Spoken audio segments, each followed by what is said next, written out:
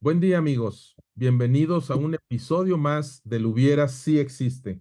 Les saluda Roberto Bonilla, copiloto organizacional e innovador inusual dentro de Novarum México. El tema del episodio de hoy es la situación económica de México y su bajo crecimiento, con nuestro invitado, el maestro Alejandro Gómez Tamés. Les voy a leer la semblanza de nuestro invitado, el maestro Alejandro Gómez Tamés. Es un economista especializado en desarrollo económico y finanzas.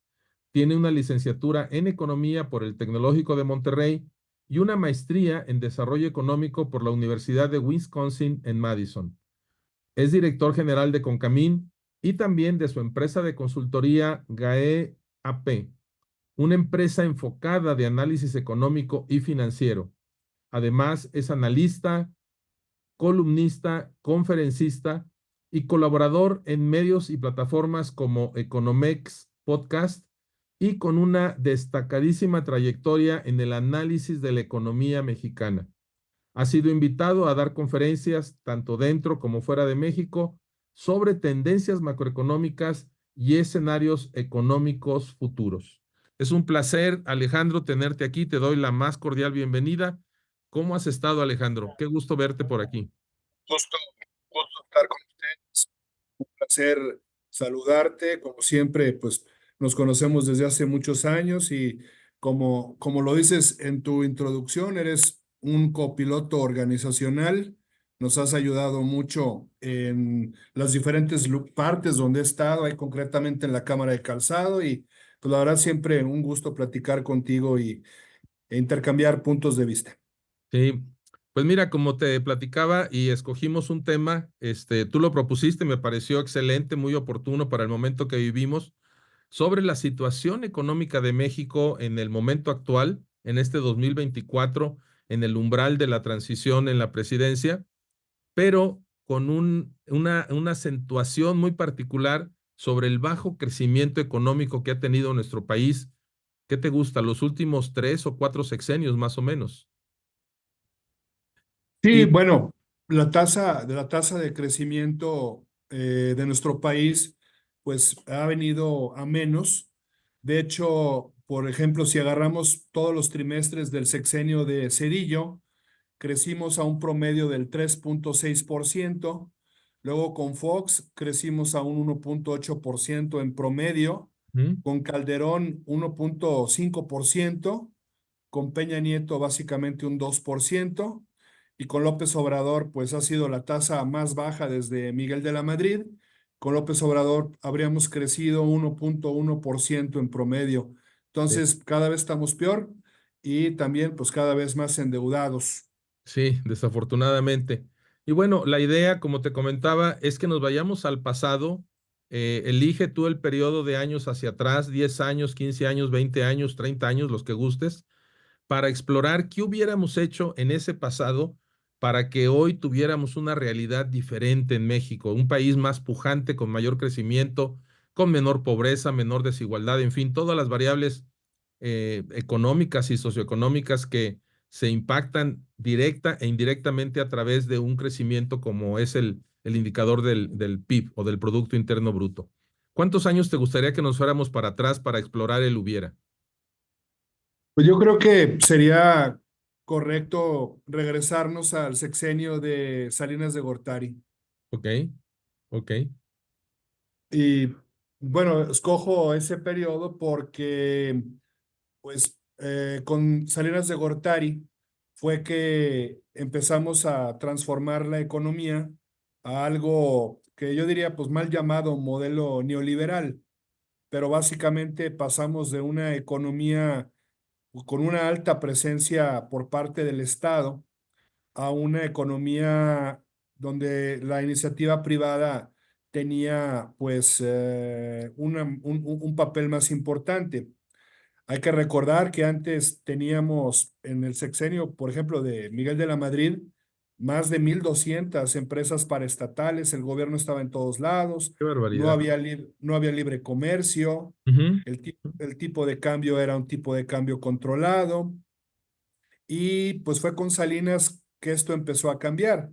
Se vendieron muchas empresas, firmamos el Tratado de Libre Comercio, que de hecho entró en vigor en su último año de Salinas, y México pues empezó a cambiar. El gran problema es la corrupción y la desigualdad. Entonces, creo que el hubiera sí existe, como dices, si en el sexenio de Cedillo, una vez que empezó este nuevo paradigma de crecimiento mexicano, hubiéramos puesto más atención en la desigualdad y el combate a la pobreza y desde luego, pues combatir verdaderamente la corrupción. Ahora, ¿cuál de los tres elementos tiene mayor peso en lo que ahora vivimos como futuro después de esos años, ¿no? De lo que le tocó vivir a Cedillo, ¿en qué se hubiera enfocado con mayor énfasis? ¿En la corrupción, en la desigualdad, en la pobreza? Sí, pues yo creo, pues los tres son extremadamente importantes, pero creo que pues derivado de que pues llega López Obrador y López Obrador pues es una manifestación social de todo pues el problema de desigualdad y de hartazgo por parte de la gente, pues creo que lo ideal hubiera sido ponerle mucha atención en combatir la desigualdad, que el crecimiento se hubiera traducido en mejores salarios para las personas porque pues sí, siempre se decía que pues no podían aumentar los salarios más que la inflación, porque eso iba a generar más inflación. Pero mira, yo creo que la única cosa buena que hizo López Obrador fue mejorar el poder adquisitivo de la gente. Esto lo dice muchos analistas y creo que si nos hubiéramos preocupado porque la gente viviera mejor, pues López Obrador no hubiera llegado al poder. Y no lo digo simplemente por tratarse de él, sino pues ya vimos pues muchos problemas que se ocasionaron en su sexenio, también igual de malos que los problemas anteriores o tal vez peores, pero creo que se debió haber puesto mucho énfasis en ayudar a que la gente viviera mejor. Ahora, ¿cómo es que se encuentra una relación entre el crecimiento económico? Yo sé que es muy cuestionado el Producto Interno Bruto, incluso se habla de países como Bután, que es un país muy pequeñito, que tiene otros indicadores de crecimiento, ¿verdad? Relacionados con la felicidad y otros aspectos. Pero al final de cuentas, aun cuando incluso este gobierno que termina de López Obrador al inicio propuso que no se midiera el Producto Interno Bruto, sino que se midiera un indicador de bienestar o de felicidad, terminó utilizando el mismo indicador. Sí, ¿Cómo es que el crecer ese indicador puede incidir en estos aspectos, principalmente de desigualdad, de pobreza? Porque en el tema de la corrupción, pues eso independientemente de cuánto crezcas, es un problema como que se cuece aparte, ¿no? sí, claro. Mira, yo creo que pues, la economía cuando crecía, pues se daba con pues un enriquecimiento de muchos de los empresarios. Y no quiero sonar socialista ni mucho menos porque no me considero socialista en lo más mínimo, pero sí se daba una situación en la cual pues el patrón tenía pues la parte más grande de la tajada de los ingresos de la empresa. Y creo que pues sí se abusó pagándole a los trabajadores pues lo mínimo indispensable. En muchas ocasiones pues no se les pagaba bien y pues si bien hay industrias en las cuales pues sobre todo aquellas que tienen pues más un enfoque a la exportación, pues hubo otras tantas industrias que se quedaron rezagadas y que pues los empresarios no se preocuparon por la gente. Cuando había algún tipo de demanda o de solicitud de una mejora del ingreso, pues muchas veces los empleados eran despedidos y contrataban a otro que sí estuviera dispuesto a trabajar por una paga muy baja. Y también de igual forma, pues el gobierno también tuvo la culpa porque pues tampoco hubo muchos incentivos para aumentar la productividad. Eh, Creo que también esa parte estuvo ahí omisa. Eh, México es un país que se ha estancado en su productividad. De hecho, en la última década, la productividad laboral promedio ha disminuido y pues la productividad es muy importante para que puedan también aumentar los niveles de ingresos de las personas y para que podamos tener pues una mayor competitividad con respecto a otros países. Pero el gobierno no hizo una política industrial. Acuérdate de esa infame frase de Serra Puche diciendo que la mejor política industrial era no tener política industrial, lo Sí. cual, bueno, pues es una tontería, porque también muchos sectores económicos fueron dejados a su suerte y pues no hubo, a diferencia de China, a diferencia de Corea, el propio Japón, Alemania, muchos países que en su momento tuvieron pues una participación con un Estado que de alguna forma pues incidía para que los sectores progresaran, pero pues en México no tuvimos política industrial. Los empresarios, como ya lo dije 3 veces, pues no se preocupaban por la gente y pues todo eso ocasionó micro y pequeñas empresas pues abandonadas a su suerte, gente ganando muy poco y unos pocos pues ganando muchísimo. Y eso lo veía la gente y eso es parte del malestar que llevó a López Obrador al triunfo en el 2018. Ahora, aprovechando esos aprendizajes, pareciera que algo importante para este momento de México es que definiéramos una política industrial. Cómo se diseña una política industrial? ¿Es un trabajo colaborativo entre gobierno, iniciativa privada, universidades, centros de investigación?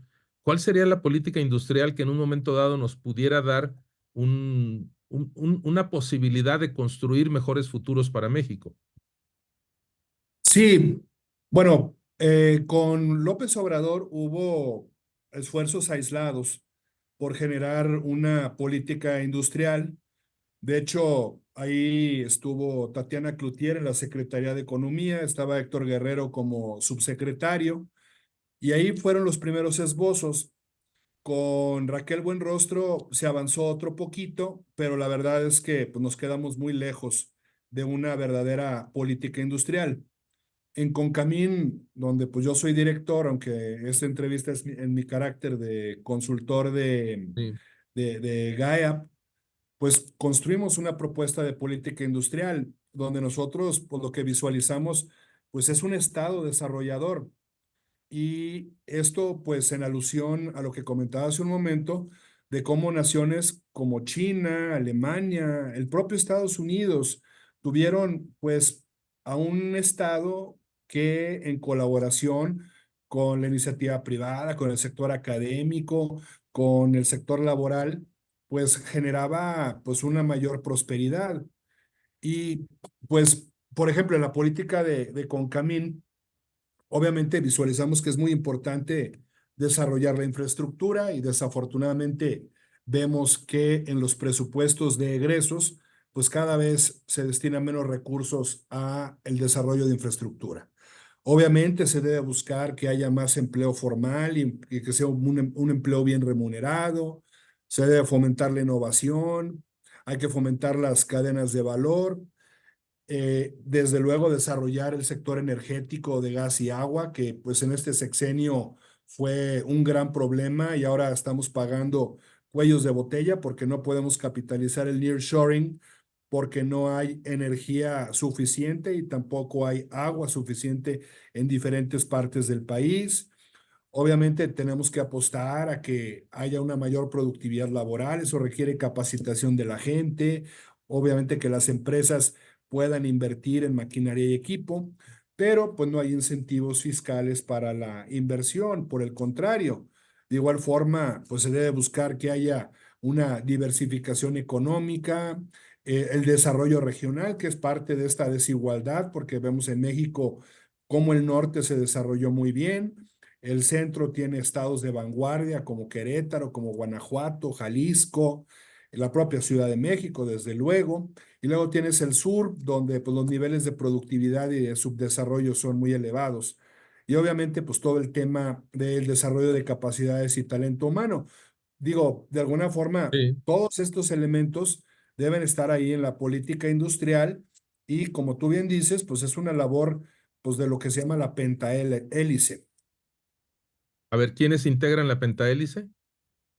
Pues si, memoria no, si mi memoria no me falla, es el gobierno, la iniciativa privada, la sociedad, la academia y el sector también laboral. Ok, ok. Ujú. Pero entonces hay una oportunidad para que este gobierno que inicia pudiera ser más agresivo en cuanto a atender esas variables que tú mencionas con una política industrial.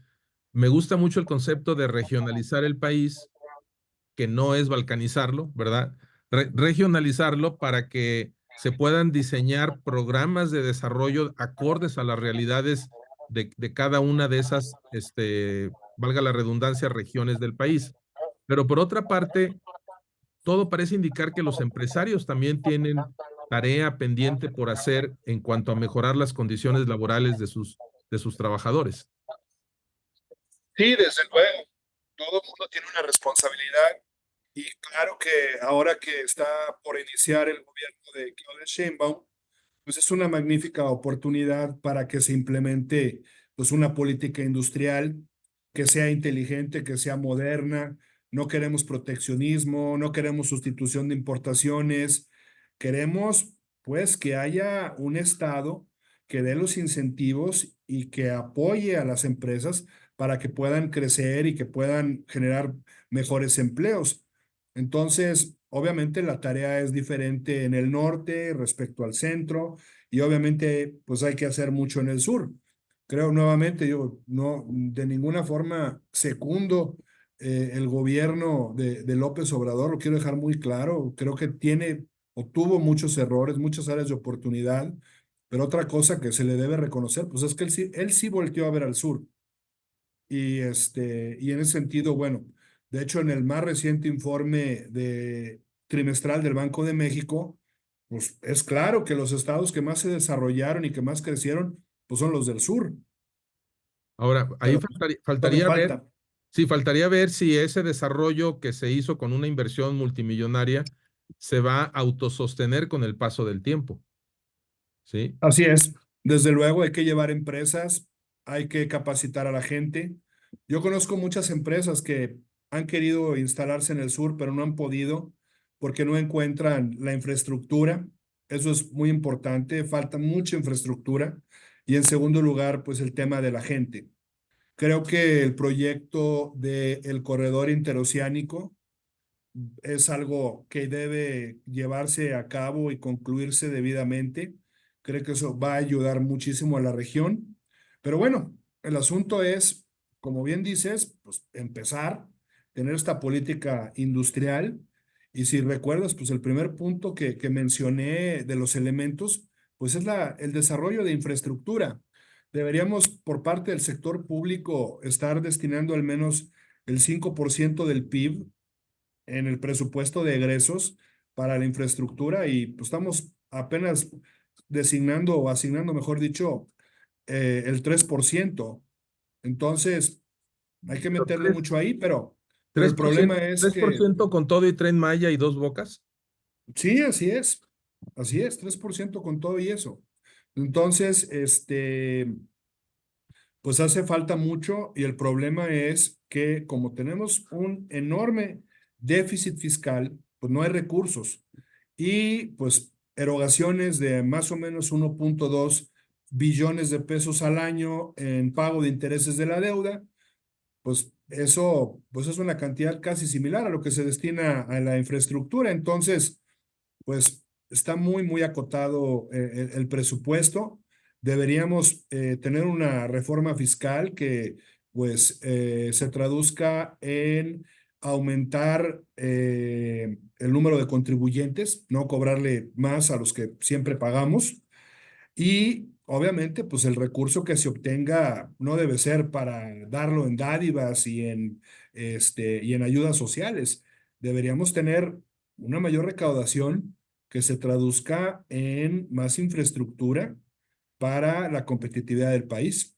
Fíjate, Alejandro, leí una noticia en estos días de que hubo una subinversión o algo así, se manejaba en carreteras. O sea, se hablaba de un 60% que no se hicieron mejoras, no se ampliaron rutas carreteras, y pues eso es vital. Y ahora se planea construir no sé cuántos kilómetros de vía de ferrocarril, ¿verdad? Pero las carreteras, que es lo que realmente está moviendo el transporte de carga, ¿verdad? En México, lo estamos dejando con un rezago muy importante. Sí, es correcto, porque de por sí era bajo el presupuesto y luego hubo un subejercicio, lo cual pues es peor.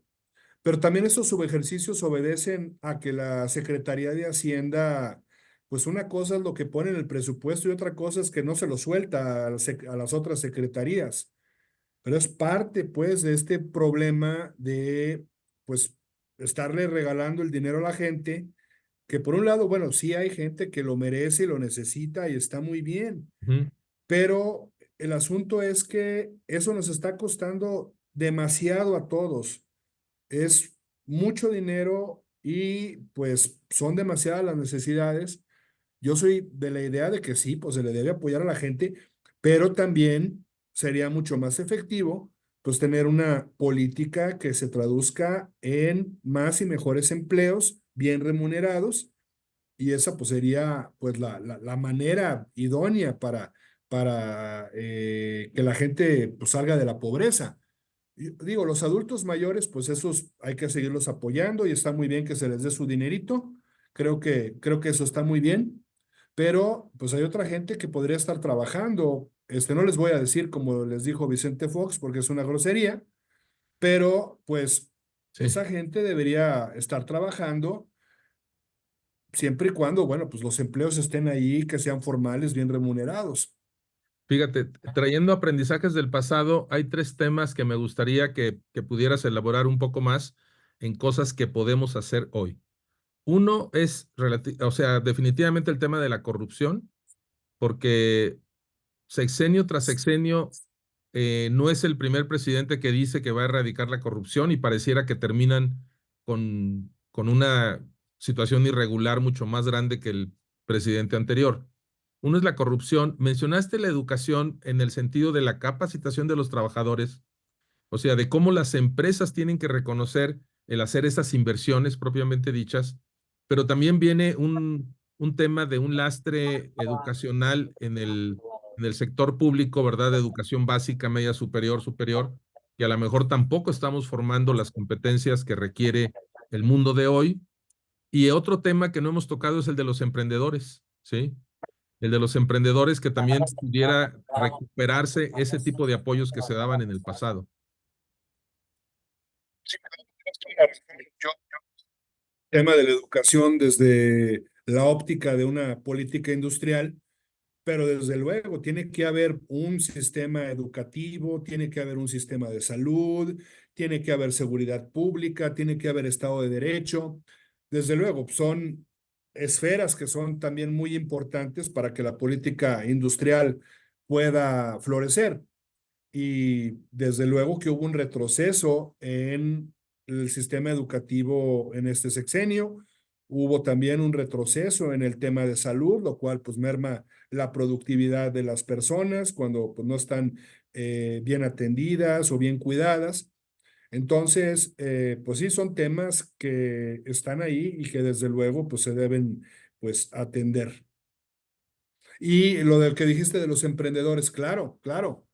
Eso también es una gran asignatura porque, pues, mira, la realidad es que existía el Instituto Nacional del Emprendedor, ahí con Peña Nieto.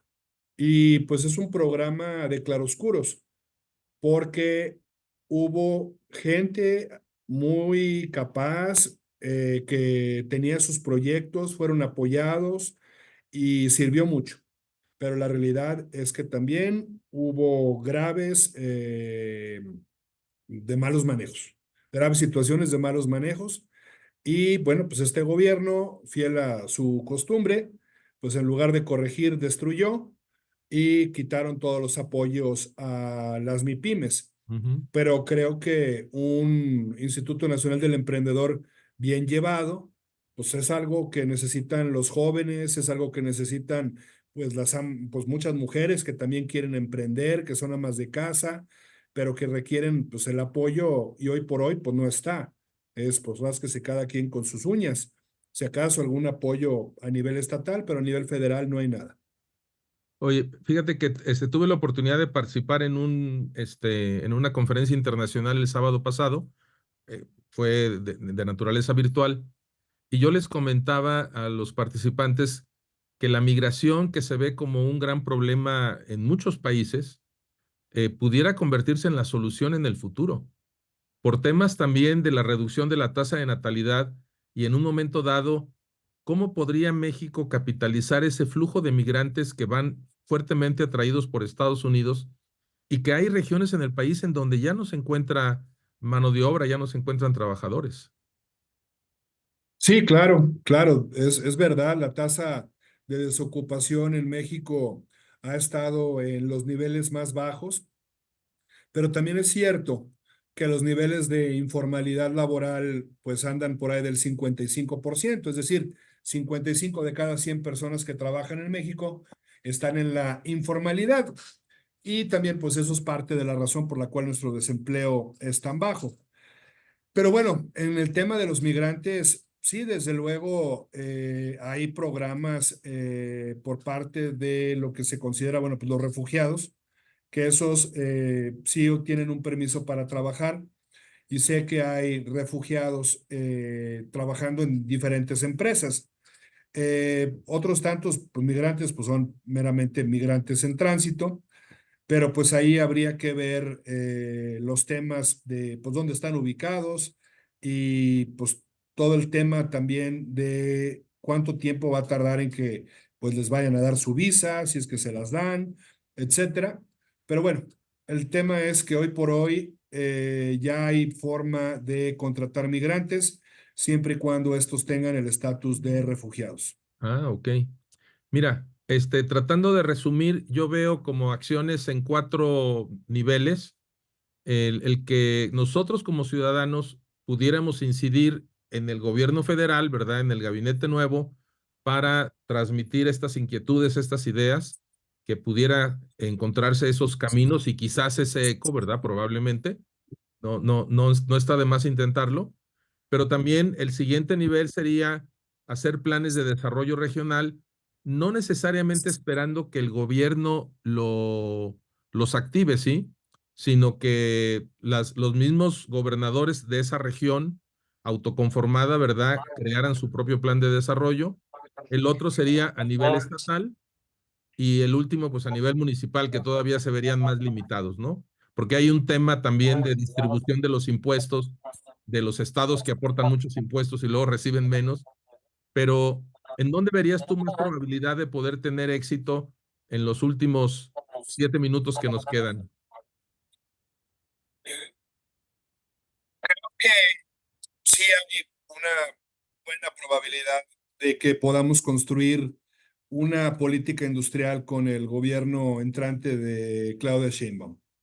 Se han tenido reuniones y me parece que si logramos que se tomen en cuenta, digamos, la cuarta parte, la mitad de las propuestas por parte del sector industrial, pues eso va a ayudar mucho a la creación de empleos, a capitalizar el nearshoring, a que la gente gane más, etcétera. Y desde luego a todo este tema, pues hay que montar a los gobernadores. Sí, Los gobernadores, pues la realidad es que pues también viven de los recursos que les aporta la federación.